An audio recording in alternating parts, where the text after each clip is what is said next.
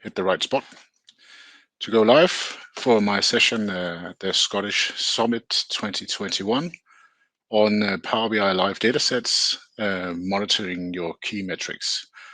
The primary focus will be on the first part, and the second part is something that you will have to leverage once you go back to the office or your home office and figure out how to fit this in with your current work needs. First off, thanks to the sponsors. I think you've seen the slide on numerous occasions today. They make this happen. It's a well-run event and has been for years. You can follow along on Twitter at the hashtag Scottish Summit 2021, and please go see some of the sponsor sessions as well. As I said, the session right now, which was supposed to be an hour ago, but some technical difficulties kept us from streaming at that point, so we moved it ahead 1 hour or back 1 hour, and we're having it now. So it should be in the right agenda slot in the app. So if you're watching via the app, it should be in the correct slot. A little bit about the agenda. First, who am I? And then something about what will not be covered in the session. Some specs and limitations on push datasets. And then we will have 3 demos, one on streaming datasets with Azure Analysis Services, one on push datasets with a PowerShell script, and finally a PubNub, which is a third-party tool dataset in the Power BI service to round it up.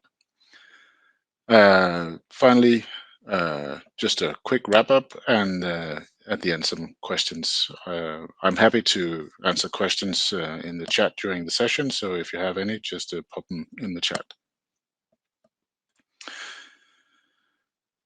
So this is the only enterprise thing you will see during this session. This will be a really hands-on how to get things running kind of session, and as you will see from the specs later on, we will be nowhere near any enterprise stuff in this session. So just to set or level the expectations, this will be a really hands-on approach. A little bit about me. My name is Jens. I live in Copenhagen with my wife and 3 children. I work at Catman Solution, where I'm a partner. I do BI, and so do Catman Solution. So that's a happy match. You can reach me at Twitter or on my website, where I usually blog, but there's been a kind of a drought lately, but I'm trying to pick that up again. And when I'm not doing techie stuff, I roast my own coffee, and I have a lot of fun doing that. And also kind of build machinery with the kids, just to have them see how things work and get them into the tech kind of mood if they want to. So, Catman Solution, where I work, what do? We primarily target the FMCG sector, which means the fast-moving consumer goods, but we span other sectors as well. Due to no real local competitors, we are best in class, but actually we are rated very high in our latest we asked all of our customers what they thought of us, and we score fairly high in that survey. So they find that we deliver very high quality and you know, at the forefront of the technology. We do BI as a service, so our customers just send in whatever data they have, and our ETL engines crunch the numbers and serve it up in Power BI, so they can just log on either on their own tenant or at our tenant, and then watch the Power BI reports unfold. It's a long journey for the solution. We've built it or evolved it over the last 20 years, and finally, a couple of years ago, we went full native cloud, backed by Azure SQL databases, Azure Analysis Services, and Power BI, and a lot of other Azure services. My role here is cloud and BI architecture. I do Power BI reports and Power Query stuff, the kind of cowboy projects where we see what can we actually do. Some Azure Analysis Services when we want to do the enterprisey stuff. Automation, and I'm the team lead of 5 developers here in the company. I've been 15 plus years in the business. That means in BI, where I've been doing FMCG, transportation, logistics, and healthcare, and other public sector stuff. These are some of our recent additions to our clients, or who signed up for our service. It's just like subscribing to Netflix. You just tell us what kind of data sources you want to subscribe to, and then you bring the data, and we do the rest. So we currently have about 50 plus different data sources that we can ingest, which is ample for a lot of these customers. A little bit about what will not be covered in this session. So the Power BI desktop application will not be covered. It's not possible to connect to live datasets in that, so that's out of the equation. And also not the PubNub portal and internals. The portal is a session on its own, as I write. And by that, I mean they have a lot of options in PubNub. So, and also it's a very nice experience they've built. So it's if you don't know about the PubNub options, you should definitely go look at it. And I haven't dug enough into the internals to actually be here speaking about it. So that's another reason. Onto the capability matrix of the 3 different data sets that we will be addressing in this session: push, streaming, and PubNub, as you can see. So they differentiate on a number of parameters.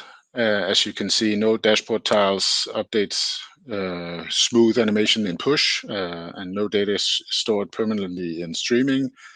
No, in PubNub. PubNub stores it somewhere else, but you cannot build Power BI reports on top of PubNub, and so on. So there are differences in the various types of datasets, and we will see all 3 demonstrated today, as well as a combination of push and streaming. Note for the push dataset is that pinning an entire report, you can do that and pin that as a live page, but it will not result in automatic data updates. That's just something to take note of. You'll have to actually pin each individual visualization that you want on your dashboard. Now, a little heads up, I did this session earlier today in the Italian Data Saturday number 1, and at the end of the session, I had some internet fallout, which meant that the dashboard didn't actually update as it should. I hope that's behind us, so we can have a fluent session for this one. Some of the limitations on the push datasets. I mean, as far as I can see, I'm nowhere near breaking any of these boundaries. 75 columns, 10,000 rows per single post, and 1 million rows per hour per dataset. I mean, that's easily within those are reasonable limits for what we are about to set out. And obviously, if you want to push those boundaries, you might have to look for alternate solutions than the push dataset. Obviously, the push dataset gives you advantages, and we will see about those in a little while. The Azure scenario is actually for the streaming dataset, and that's where we will begin. This is Microsoft's vision on how they will ingest data from applications, or what they label as event production. So IoT devices, streaming devices, gateways, mobile devices, all kinds of applications will actually produce events that will end up in either an event hub, IoT hub, or some kind of blob storage. That's what they support currently. And to my knowledge, there's little, if any, difference between the event hub and IoT hub, other than the naming, obviously. We will be looking in this session at the event hub, and it should be fairly straightforward to do the IoT hub if that's what you need afterwards. Once the event hub is set up, we can then connect the application to actually log into that event hub. And once that is configured, we do create a stream analytics job, and we keep that fairly straightforward as well. And as the sketch here depicts, you can actually tap into machine learning algorithms if you want to do some, anomaly detection or something like that in the stream before you push it on into either data lake, service bus, Azure Functions, or in Power BI, which we will be doing in this example.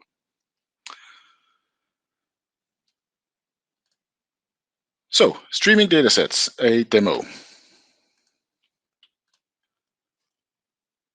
If you're not familiar with the Azure portal, this is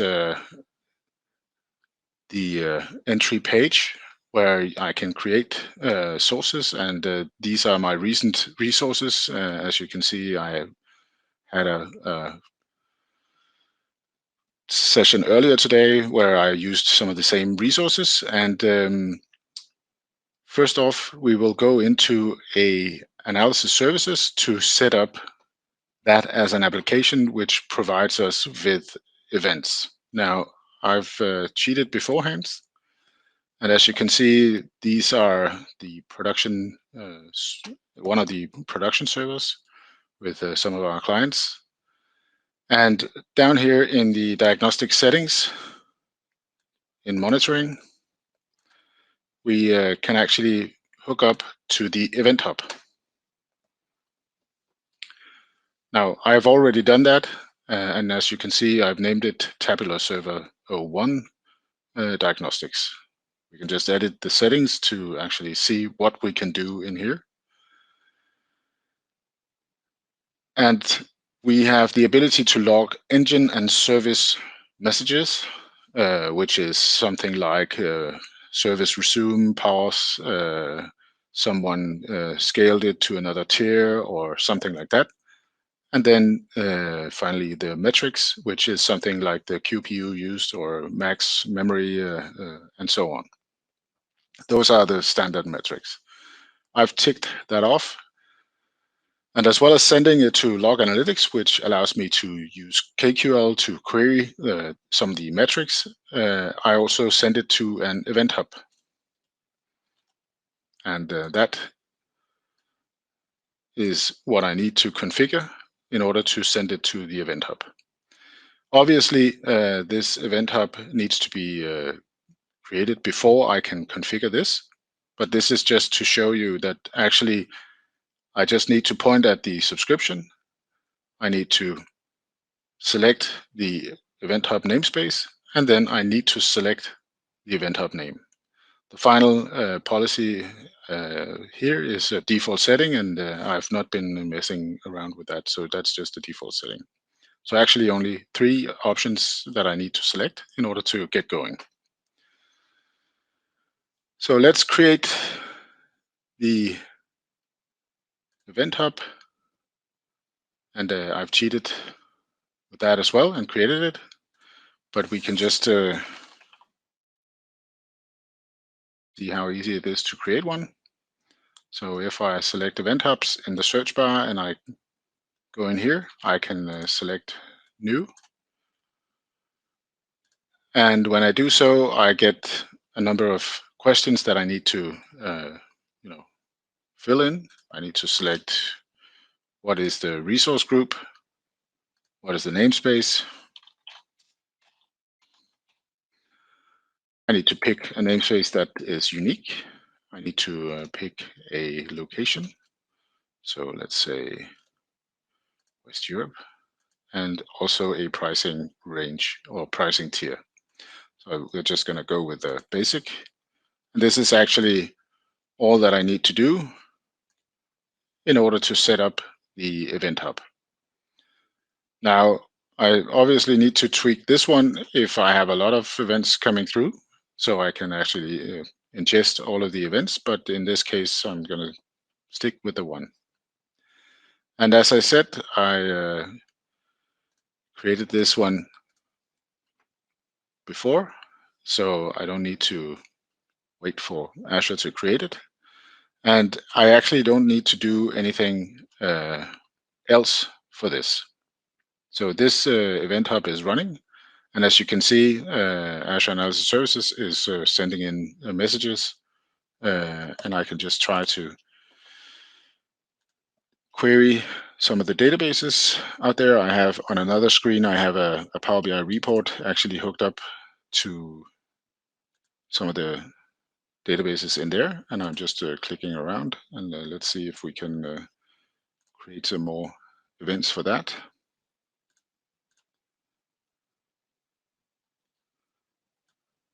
I can drag that in.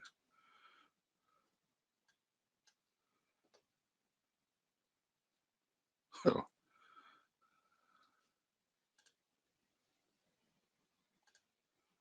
see if we can make something happen. So it's reporting on a fixed cycle, but it should spike with the number of events. Okay, maybe I'm doing too little work to actually pull through here. So we can identify that the events are coming in. We can also go in and have a look in more detail in the portal what actually happens. So we can see that 2 events or requests came in here at that point in time, and so on. So you can tap into the diagnostics within the portal on the Event Hub itself. Now that we've set up the Event Hub, we need to actually look into a Stream Analytics job. And I did some work up front with that as well. It's fairly easy to create one of these as well, but we don't want to wait for this session to see the Azure portal wait on starting that up. So I just created one, and let me go through the important stuff in such a job, or the Stream Analytics job. It's the job topology. So as you can see, we have inputs, functions, query, and outputs. Inputs is obviously, in this case, the Event Hub in, which is source type stream. And when I zoom out, we can see the event, the source is the Event Hub. So when we click on the details on this input, we can see that it's tabular diagnostics over here, and the tabular Event Hub, and then a lot of other default settings down here below. So this is how we generate the input for this Stream Analytics job. Now, before we do the querying, we actually need to create an output.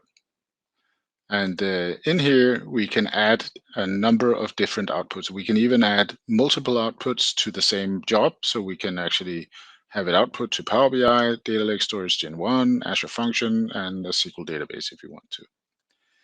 In our case, we're just streaming it into Power BI, and now it's a error, obviously. Okay, so we're gonna renew my authorization. It's connecting to the Power BI service,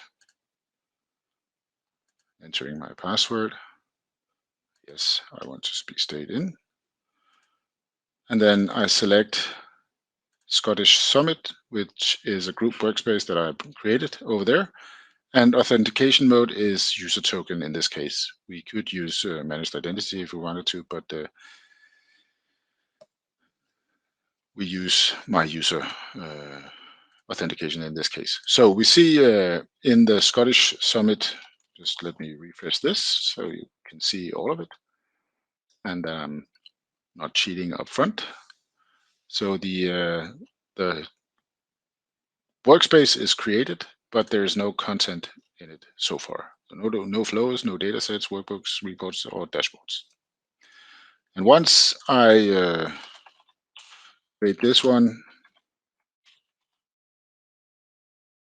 dataset name Scottish Summit 2021 and server stats, and save it, Azure will actually go reach out to Power BI, set up the dataset in there, and actually have it create a dataset and with a connection. So if I refresh once more, we should see a new SS 2021 dataset in here.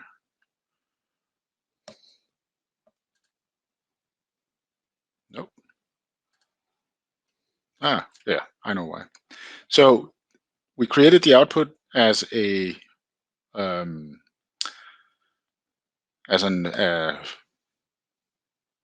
technical contract, so to speak. One final thing in this case we need is the query, and also if you need to go further, the function. And in the query, this is looking much like SQL, but it's a bit different. As you can see, I have my inputs listed here and my outputs listed up here, which also indicates you can have multiple inputs and multiple outputs. You can have multiple queries within the stream analytics job. And as I said, it looks similar to SQL, but as you can see, there are differences. I select these columns into my output from my input, and then I apply, in this case, a method onto the Event Hub records in order for me to actually get those out. And I filter those so that I only want to see the QPU metric and not all of the other metrics in the dataset. And then I group by a tumbling window, which means that I aggregate the results by second, and the number of seconds is 10. So every 10 seconds, I do this aggregation, and I offset it by 10 seconds. So every 10 seconds, I offset by 10, and so on. And then I have minimum, maximum, and a resource ID out here, which is identifying the server that this came from, and also a timestamp. Now I can actually test the result in what's called a probe or something similar. I can see the raw JSON that I'm getting in the feed. I can see that this is the resource ID that I need to convert into this one. So that's actually what's being sent along to Power BI, not the complete whole subsection and so on of the resource in Azure, but just the final name of it. So this query, I can test it while the Stream Analytics job is not running. And it's not running currently, and that's why it hasn't created the dataset in Power BI. So once I go into the overview and I'm happy with my setup in input, output, and query, I can start the Stream Analytics job. I get queried a couple of options. I can start it now. I can start it on a custom setting, or I can start it when it was last stopped. So any events that might still be in the event hub can be ingested as well. I'll just start it now. And while we wait for it to start, we can jump back to the query. And as you can see, there's a warning sign now that the query can't be edited while a job is running. So once it's running, we can't edit the query, and we have to stop the job. And that's why there's it's a good option to actually have the job start when it was last stopped, because then we can ingest any events that came in while we were editing our query. So while we wait for the streaming job to start, we can jump into Power BI and see if the dataset is coming along. It should be popping up here automatically any second now. While we wait for that, a note on the tumbling window. There are a number of different windowing functions in this query language. Tumbling is one of them. There's a hopping and a sliding window and a session window and so on. And there's a reasonably good documentation at Microsoft Docs for that, how they work and with graphics and so on. So it's fairly easy to interpret what kind of window in the data set you get. So let's get back here. Maybe I need to refresh. The Stream Analytics job is done. Setting up the dataset.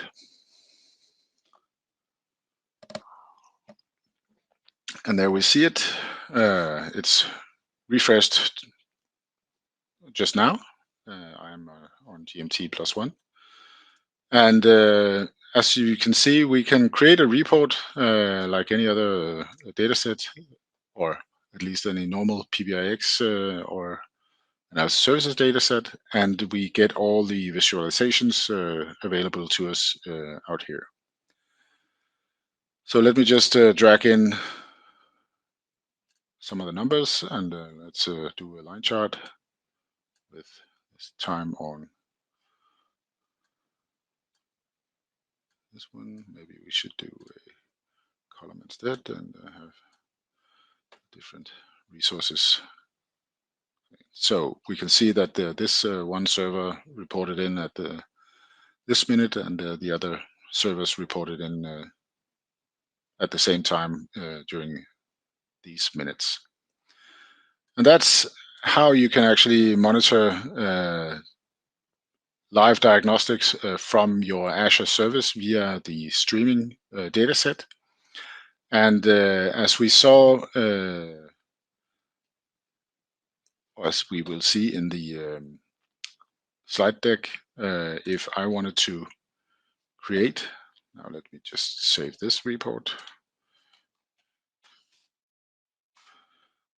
Summary test. Report is saved. And if you want to go create a dashboard,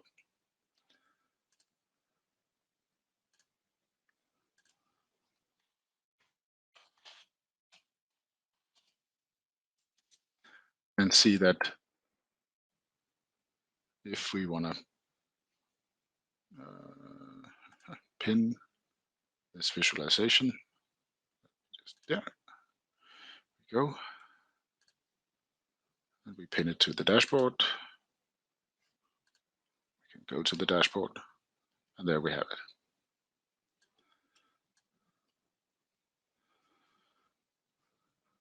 So now we see the updates coming in from the pinned visualization in the report on the dashboard. Right. So if I in this dashboard wanted to add a tile in here and a real-time data tile, I could add another one. I get 3 options when I want to add a new streaming dataset. So API, which we'll be talking about in a second, the Azure Stream, which is this one, and then the PubNub dataset that we will end the session with. But if I click the Azure Stream, I get a nice notice that please head to Azure Stream Analytics and set up this streaming dataset. So it's not manageable from the Power BI service itself like that. All the configuration has to be done in the Azure portal. With the dataset itself, let me just come in here in the overview like that. You can see manage permissions, and you can also see the API info, which gives you a direct push URL into that dataset. It also gives you a view about how the JSON, the payload for the REST request that you want to post against this URL endpoint. So you can see that what kind of information can you actually push into that data set. That's what we're going to do actually by creating a new data set. So we are going to create a push data set, and we want to call it SS push data set. And we want to have a timestamp. This is just to let you see what kind of different options you have of data types. So date time is one. Value, we want to push that. That's a number. And finally, attribute, which is text. This offers the option for this kind of JSON. And as you notice down here at the bottom, you can see that default historic data analysis is off, and we will do a complete identical set afterwards with historic data analysis on, so you can see the differences. But once we create this data set, we get a URL just as we got with the Stream Analytics job. And now I'm heading into PowerShell. And in my PowerShell script, I'm going to paste in this URL. And for those not familiar with PowerShell, I put that in variables in this variable endpoint. I then generate a variable timestamp where I get the specified format for this getDate function. I create a random number between 20 and 100, and then I have the attribute, which is Scottish Summit 2021. Then I write the value that I get, the random value I get, I write that in the host. And then I create a JSON payload for this method, which is the PowerShell invoke REST method. That method takes 3 parameters: a method, URI, which is the endpoint, and then also a body, which is in this case this JSON statement. Now, once I hit play up here, I will be able to see data coming into this push data set. So let me just create a report. No. So you see, with this push data set, I cannot create a regular report like the other data set. Okay. So I have to go to my dashboard. I want to add a tile, custom streaming data tile. And then I want to select up here, and that's a poor visualization of how you can select that. You can barely distinguish the color difference.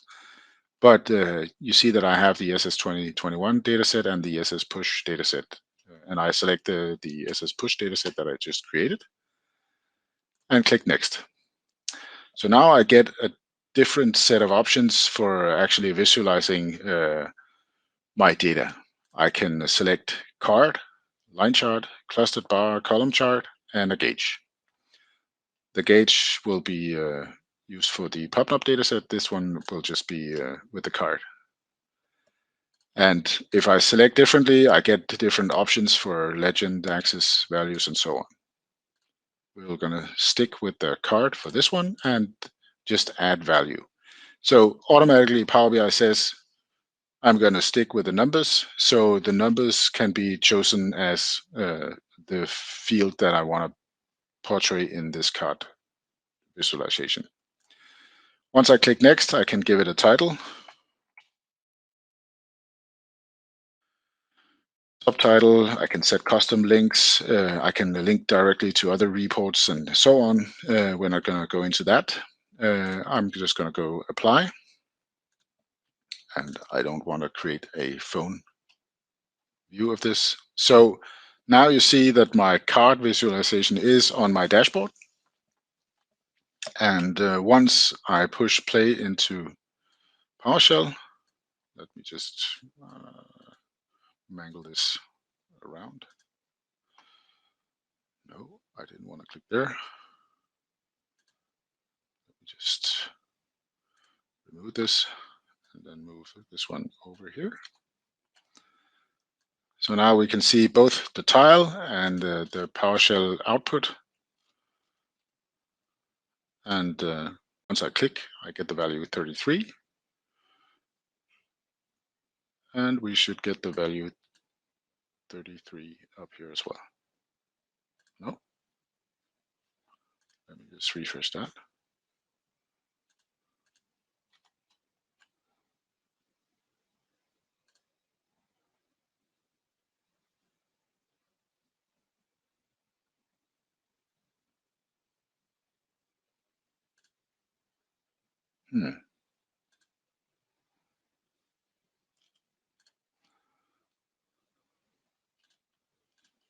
Okay, we'll check that one more time. The push dataset, and we make sure the URL is the correct one.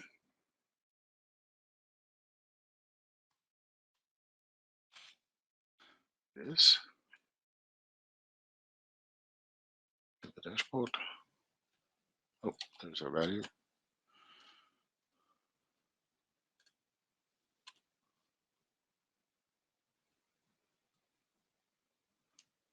This was a lot more convincing in the previous session. I'm not sure why this is so slow currently.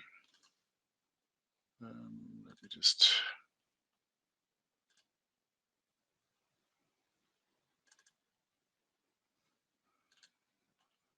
fix this one.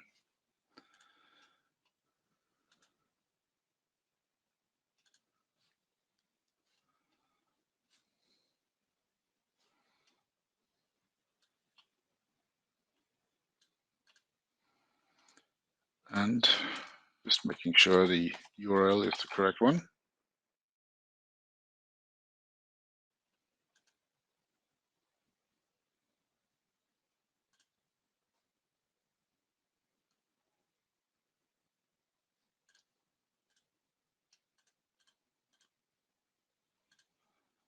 Let me just create that one more time.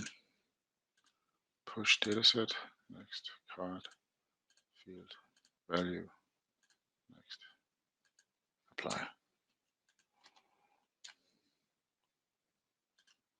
There you go. So now you see the number down here. If you keep track of that, that is the one number we are sending to the Power BI service. And as you can see, I'm not sure what the glitch was just beforehand, but when it's configured correctly, the update is almost instantly. But you're limited to the number of options that you get in here. with the visualizations types that are, oops, now zoom it fucked up. So you have a card, line chart, clustered bar, and clustered column chart, and a gauge. So that's the options that you get once you select a push dataset. All right, so we created a push dataset with no historical data on, and let's just create one with the historic data on. So we create a new streaming dataset API type, which is the push type. We call this SS push hist. Do a timestamp.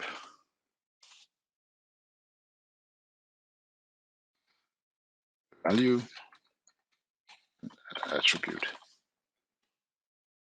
Yes, and then we select historic data analysis on. We create this, get a new URL, which we then copy, click done, see the data set out here. And already here we see a difference. So now I'm actually able to create a report on top of this data set. I also get the API info as with the push dataset. So that actually gives me options to create a new report on top of a push type dataset. And in fact, it is both types. It's both push and streaming. So now a new URL is put in. And if we try to build a quick line chart in here with the timestamp, no, not like this, like that. And since this is a new data set, no data is in it yet, but as soon as we run this query and hit refresh, we should get data points in the data set. So now we see that we have a normal Power BI visualization with push type data coming in. So if I save this as a list report and I want to pin this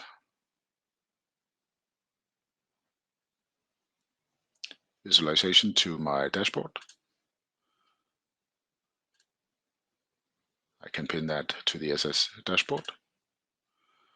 And I go to the dashboard. Now we see the line chart right next to the card. And now we invoke. And obviously this is a different data set than the card we selected before, and the URL we are sending data to is different. So that's why the value in here is not updating. It's listening to another data set. So let's delete this tile, add a tile, custom streaming data. We select the SS push hist, card type, and we select value. Next, we go with no name just to see the data coming in. So we see both the value in the card updating as well as the line chart in here updating as well. And we see that they're not quite aligned, which is something maybe due to my connection, or I've seen Power BI do some odd stuff with these visualizations. So you might want to check up on how that actually goes, having those next to each other. But this should be refreshing as well as the other. So let's just create this one again. The hist.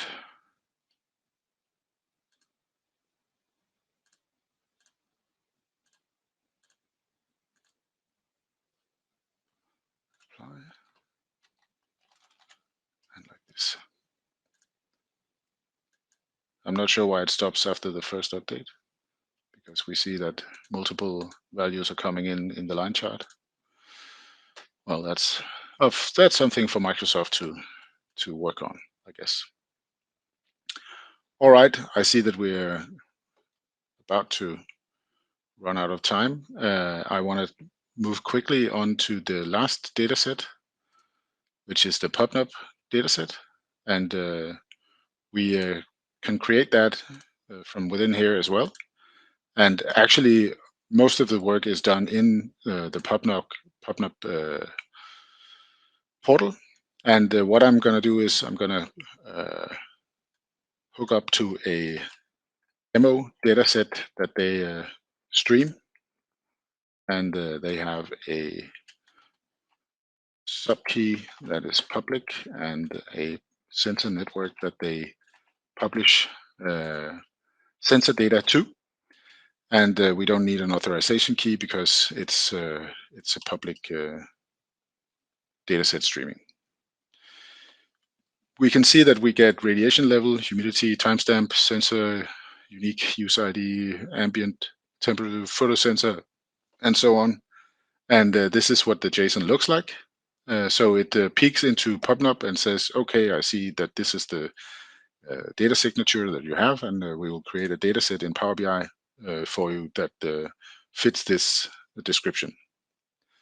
So now we see the new PubNub sensor network, and as you can see, we don't even get the API info or the create report. This is strictly for live dashboard tiles. So let's go back to the dashboard, create a new tile and a custom streaming data tile, which is hooking up to the PubNub sensor network. And now we will be using the gauge and adding the photo sensor value as a value, and click next, and you can see it's already running in the background. And that's actually running quite smoothly. So there's a difference to the other push streaming data sets out here, where we don't see the same refresh frequency or willingnessly. I'm trying to push data into the other set. Now you can see this one stopped. So I'm not sure if I need to restrict the data set to one dashboard at a time or not. That's not really how it's supposed to work. But nevertheless, we see that there are some inconsistencies in how the data is refreshed in the different tiles. All right, I think I'm a little bit over time. My next slide is down here somewhere. Let me just see. Yes, this one. So roundup of this session. So streaming data sets, strictly streaming data sets via this service in Azure, for instance, Azure Analysis Services, as we saw in this session. A push data set, which can be custom made, so you can have any application actually push data into the endpoint in Power BI. In this case, it was just a simple PowerShell script. We have hooked up a lot of webhooks in our Azure DevOps environment to hook into datasets in Power BI. That's one way we leverage these push datasets in Power BI. But I guess there are many other options for push datasets out there. Finally, the PubNub dataset, which is obviously an external third-party application or tool that you need to be aware of and go into detail into in order to utilize that in a good way. Any questions?